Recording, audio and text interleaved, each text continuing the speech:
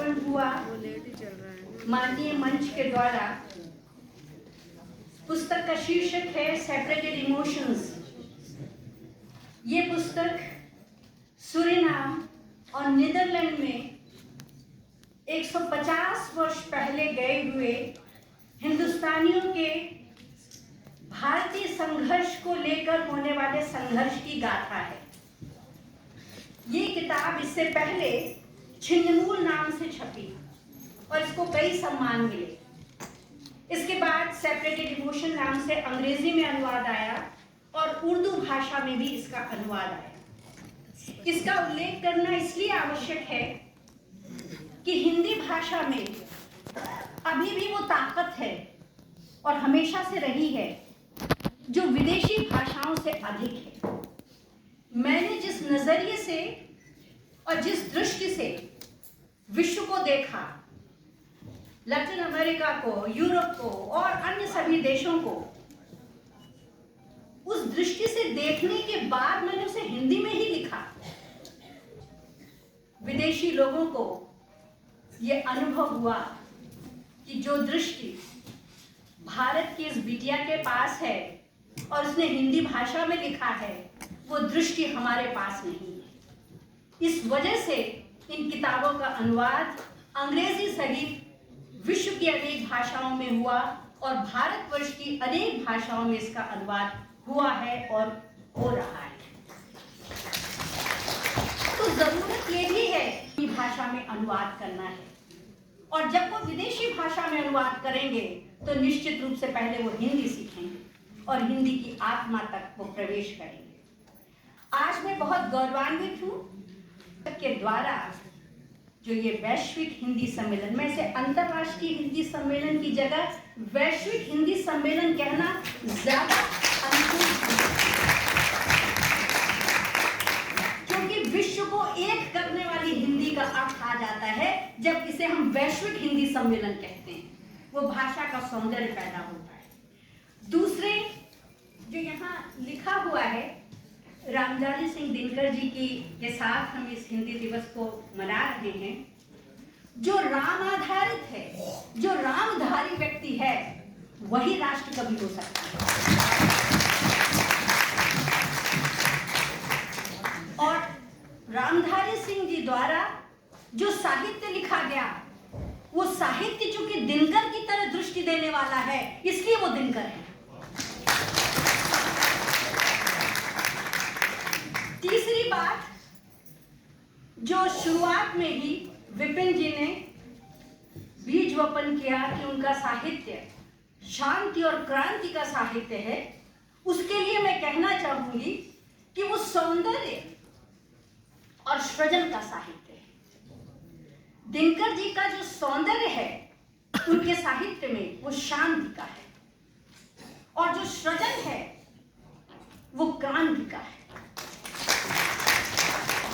लेकिन जो क्रांति वस्तुतः अहिंसा की क्रांति, अहिंसा की क्रांति के बिना अब विश्व को नहीं बचाया जा सकता है। पिछले 20 वर्षों से मैं यूरोप में हूँ, इससे पहले कैरेबियन देशों और लैटिन अमेरिका और दूसरे देशों में थी।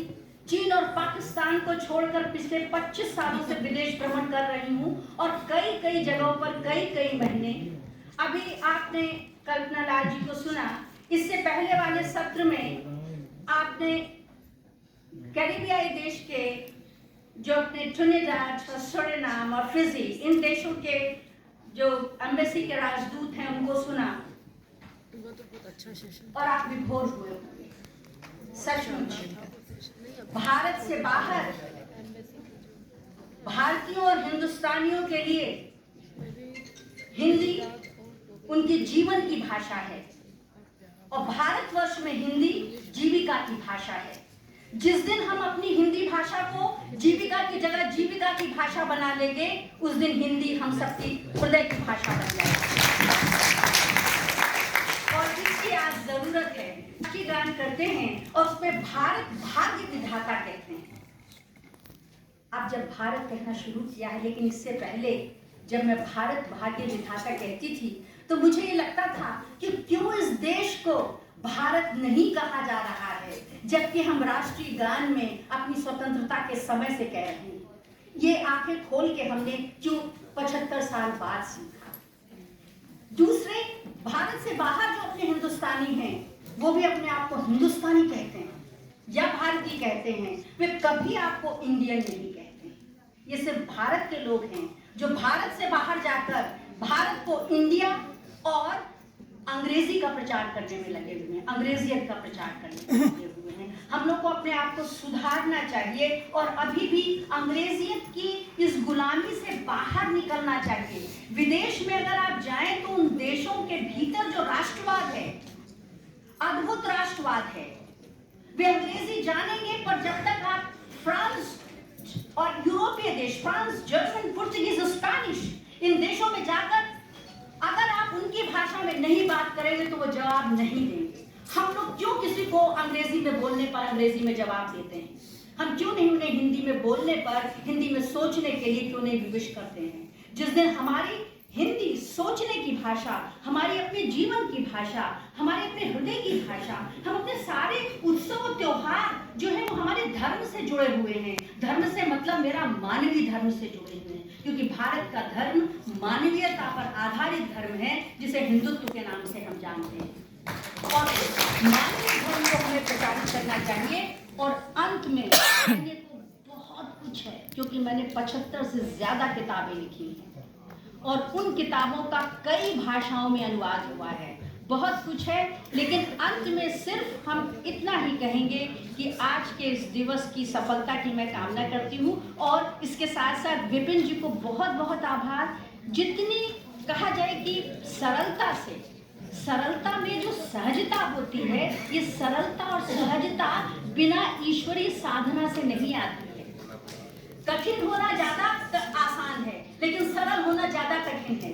तो उनके पास जो सरलता और सहजता का जो ईश्वरीय वरदान प्राप्त है, वो हिंदी की साधना के कारण प्राप्त है।